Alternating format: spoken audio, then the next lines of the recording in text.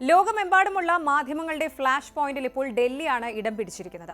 ലോകത്തിലെ ഏറ്റവും വലിയ ആയുധ ഇറക്കുമതി രാജ്യമായ ഇന്ത്യയുടെ പ്രധാനമന്ത്രി നരേന്ദ്രമോദിയുമായി ചരിത്രപരമായ ഡീൽ മേക്കർ എന്ന് പേരെടുത്ത റഷ്യൻ പ്രസിഡന്റ് വ്ളാഡിമിർ പുടിൻ നടത്തുന്ന കൂടിക്കാഴ്ച വെറും ഒരു ഉച്ചകോടി മാത്രമല്ല.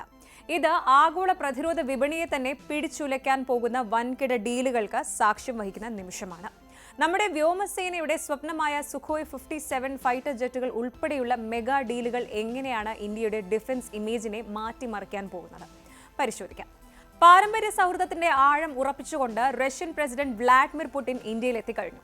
23ാമത് ഇന്ത്യ റഷ്യ വാർഷിക ഉച്ചകോടിക്ക് പ്രധാനമന്ത്രി നരേന്ദ്രമോദി ആതിഥേയത്വം വഹിക്കുന്ന ഈ നിമിഷം പ്രതിരോധം, ആണവോർജം, ബഹിരാകാശം തുടങ്ങി വിവിധ മേഖലകളിലെ സഹകരണത്തിന്റെ അടുത്ത ഘട്ടം നിർവചിക്കപ്പെടുകയാണ്.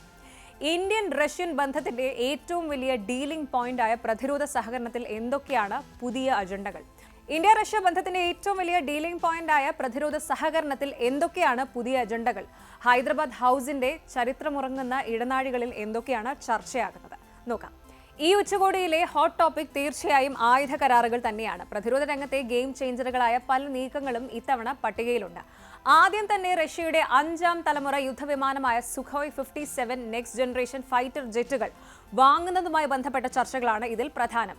ഇത് ഇന്ത്യൻ വ്യോമസേനയുടെ ഓപ്പറേഷണൽ കപ്പാസിറ്റിക്ക് ഒരു വലിയ ബൂസ്റ്റ് നൽകും.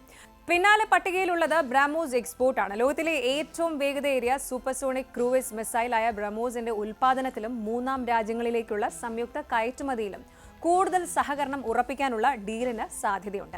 പിന്നെ ഇതിനകം കരാറായ S-400 എയർ ഡിഫൻസ് സിസ്റ്റത്തിന്റെ അവശേഷിക്കുന്ന യൂണിറ്റുകളുടെ ഫാസ്റ്റ് ട്രാക്ക് വിതരണം ഉറപ്പാക്കുന്ന ചർച്ചകളും നടക്കും. പ്രതിരോധം പോലെ തന്നെ നിർണായകമാണ് സിവിൽ ആണവ സഹകരണം. റഷ്യയുടെ ആണവ കോർപ്പറേഷനായ റൊസാറ്റം കൂടൻകുളം ആണവ നിലയത്തിലേക്ക് ഏറ്റവും പുതിയ ന്യൂക്ലിയർ ഇന്ധനം എത്തിച്ചുവെന്ന വാർത്ത ഈ ഉച്ചകോടിയുടെ പ്രാധാന്യം വർദ്ധിപ്പിക്കുന്നു. ഇത് നിലയത്തിന്റെ ഫംഗ്ഷണൽ കപ്പാസിറ്റിക്ക് സുരക്ഷയും കാര്യക്ഷമതയും നൽകും.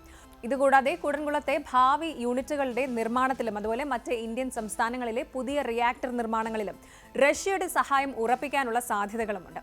ഒപ്പം റഷ്യയിൽ നിന്നും ഇന്ത്യയിലേക്ക് ലേബർ സഹായം നൽകുന്നതിനും ഇരു രാജ്യങ്ങളും തമ്മിൽ കൂടുതൽ പൗര സഹകരണത്തിനും ധാരണയാകാനുള്ള സാധ്യതയും നിലനിൽക്കുന്നുണ്ട്. ഈ ഉച്ചകോടിയുടെ മറ്റൊരു ഹൈലൈറ്റ് എന്ന് പറയുന്നത് പ്രധാനമന്ത്രി നരേന്ദ്രമോദി ആതിഥേയത്വം വഹിക്കുന്ന ഹൈദരാബാദ് ഹൗസ് ആണ്. ഡൽഹിയുടെ ഹൃദയഭാഗത്തുള്ള ഈ ഒരു കൊട്ടാരം വിദേശകാര്യ മന്ത്രാലയത്തിന്റെ ഉടമസ്ഥയിലാണ് ഉള്ളത്. ഈ കൊട്ടാരത്തിന്റെ ചരിത്രം എന്ന് പറയുന്നത് 7ാമത്തെ നിസാമായിരുന്ന മിർ ഒസ്മാൻ അലി ഖാൻ തന്റെ ഡൽഹിയിലെ ആസ്ഥാനമായി ഉപയോഗിച്ചിരുന്ന ഈ കൊട്ടാരം ബ്രിട്ടീഷ് ആർക്കിടെക്ചറിന്റെയും ഇൻഡോ സറാസനിക് ശൈലിയുടെയും മനോഹരമായ സംഗമമാണ്. ഇന്ത്യയുടെ സുപ്രധാനമായ എല്ലാ ബൈലാറ്ററൽ സമ്മിറ്റ്സിനും ആതിഥേയത്വം വഹിക്കുന്നത് ഈ റോയൽ പാലസ് ആണ്. ചരിത്രത്തിന്റെ ഈ ചുമരുകളാണ് ഇന്ന് മോദിയും പുടിനും തമ്മിലുള്ള തന്ത്രപരമായ നീക്കങ്ങൾക്ക് സാക്ഷ്യം വഹിക്കുന്നത്. ഡിഫൻസ്, എനർജി, ടെക്നോളജി എന്നീ മേഖലകളിൽ പരസ്പരമുള്ള വിശ്വാസം ഉയർത്തിപ്പിടിച്ചുകൊണ്ട് മുന്നോട്ട് പോകുന്ന ഈ ബന്ധം ഇൻഡോ പസഫിക് മേഖലയുടെ ജിയോ പൊളിറ്റിക്സിൽ ശക്തമായ ഇമ്പാക്ട് സൃഷ്ടിക്കുമെന്ന് ഉറപ്പാണ്.